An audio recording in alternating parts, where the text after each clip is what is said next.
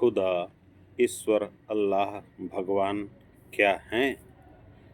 हैं तो एक हैं, कैसे एक हैं? इस पर व्याख्याएं बहुत सुनी होंगी, कुछ मेरे भी विचार सुन लीजिए, हो सकता है उससे कुछ परतें खोलें। खुदा यानी खुद आ। वो कौन सी ऐसी चीज़ है जो खुद आती है? वह पदार्थ के रूप में समझना मुश्किल है।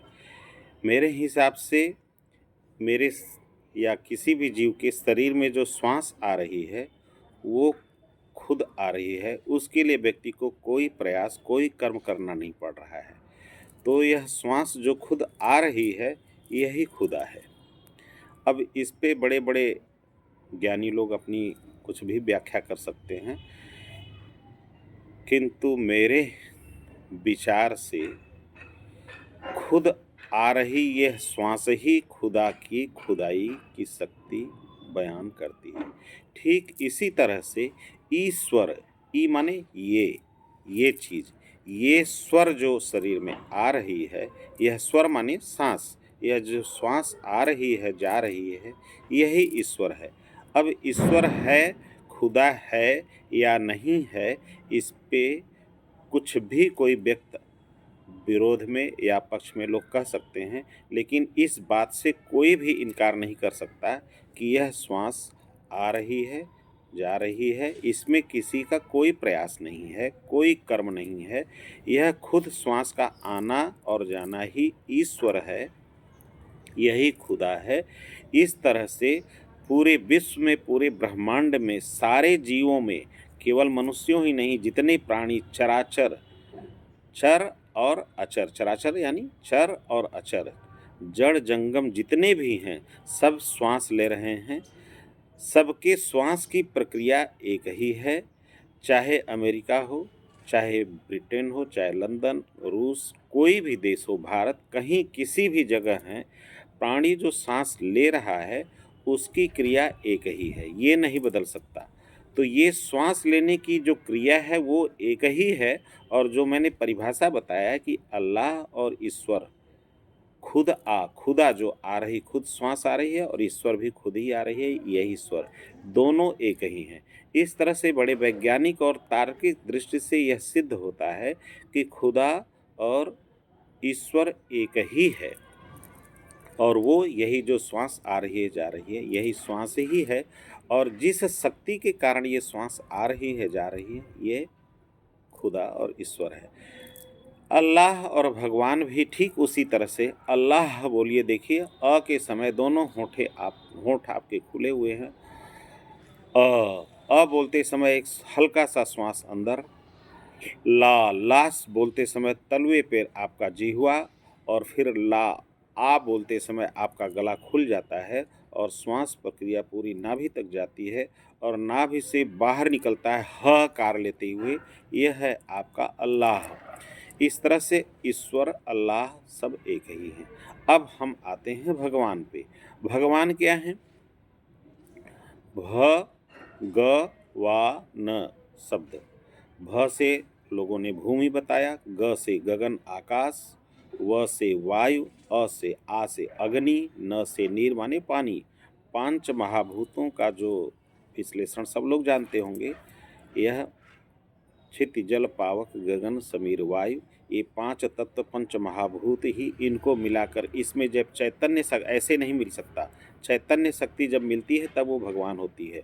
लोग कहते हैं नहीं, ये तो पंच महाभूत है, तो ठीक है, इन पंच महाभूतों को, पृथ्वी जल वायु अग्नि वायु सबको मिलाकर के विज्ञान एक शरीर बना ले मनुष्य को? नहीं बना सकता, कोई विज्ञान नहीं बना सकता। इस पांच महाभूतों में जब भगवान की चैतन्य रूप मिलता है, वही भगवान है। इसकी व्याख्या आपको भागवत महापुराण में विधिवत दिया गया है। डिटेल में जानने के लिए आप वहाँ जा सकते हैं, देख सकते हैं।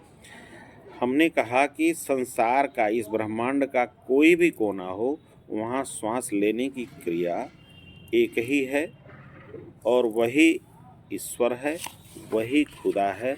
अगर इस बात को जन जन तक सबके अंदर प्रेषित कर दिया जाए, सबको समझा दिया जाए, तो शायद आज जितने युद्ध, जितने आपस में विरोधाभास हो रहे हैं, सब खत्म हो जाए। चाहे वो मुसलमान चाहे वो हिंदू, चाहे वो क्रिश्चियन, चाहे किसी जाति धर्म का हो, इस श्वास की प्रक्रिया से कोई इनकार नहीं कर सकता। अमेरिका में भी लेने वाला व्यक्ति श्वास ले रहा है, छोड़ रहा है, उसी से जीवित है। भारत, ब्रिटेन, लंदन, रूस, सभी जगह का जीव मनुष्य श्वास लेना और छोड़ना वो एक ही है, वही एक परमात्म तत्व है।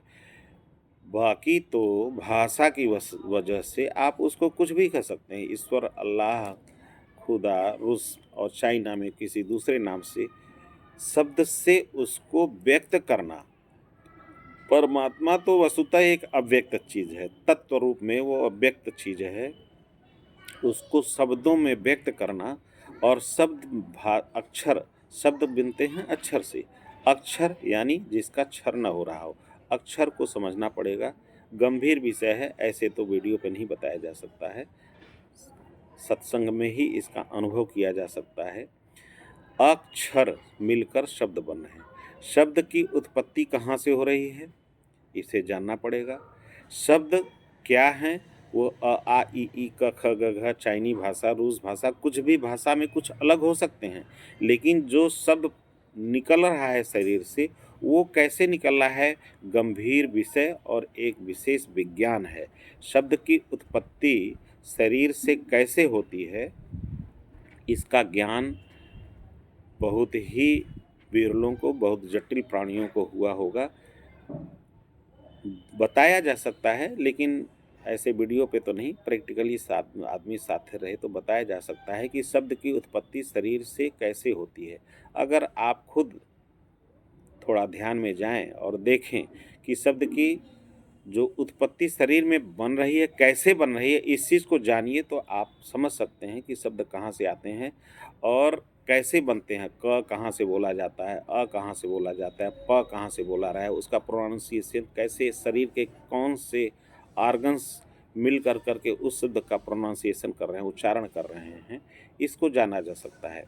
और देखें तो 7 चक्र जो हमारे शरीर में, सब लोग जानते हैं दुनिया में, सातों चक्र को कहाँ से वायु आ रही है, कैसे किस दबाव में जा रही है, उसी के हिसाब से शब्द बन रहे हैं। अगर आप देखें तो हमारे नाक, मुंह और इसके बाद जो अंदर चक्र बोले गए हैं, उनको अगर देखेंगे तो आप, जो कृष्ण की बांसुरी है तो ठीक वही है। बांसुरी में भी आप वही करते हैं कि वहाँ से श्वास फूंकते हैं, फिर इसके बाद जो श्वास निकलती है उसको दबा कर के और सारे ग म प द सारे स्वर निकलते हैं। इसी तरह से हमारे शरीर में भी स्वर, जो श्वास चल रही है उस पे कुछ हो रहा है, जिसकी वजह से शब्दों की उत्पत्ति होती है। और उन शब्दों की उत्पत्ति में हमारे ब्रेन का, मस्तिष्क का, हमारे ऑर्गन्स का, सारे का प्रभाव रहता है। अब शब्द तो एक ही है, तत्वतः देखें तो शब्द एक ही है। अब भाषाएं अलग हो जाती हैं। भारत देश में हिंदी है तो कहीं अंग्रेजी है, कहीं कोई भाषा है, रसिया, चाइना में कोई दूसरी भाषा है। लेकिन किसी भी चीज़ को रिप्रेजेंट करने के लिए शब्दों के द्वारा एक कुछ नाम दे दिया गया, उस नाम से उसको व्यक्त किया जा रहा है। अब उस भाषाओं के सहित उसका उच्चारण, उसका नाम अलग हो सकते हैं। जैसे एक उदाहरण छोटा सा लें कि जैसे कोई आम है, आम का फल है, तत्वतः तो वो आम का फल है, लेकिन अगर उसको बचपन से किसी को बताया जा रहा है ये आम है, तो उसको, वो बड़ा होने के बाद वो व्यक्ति उसको आम कहेगा।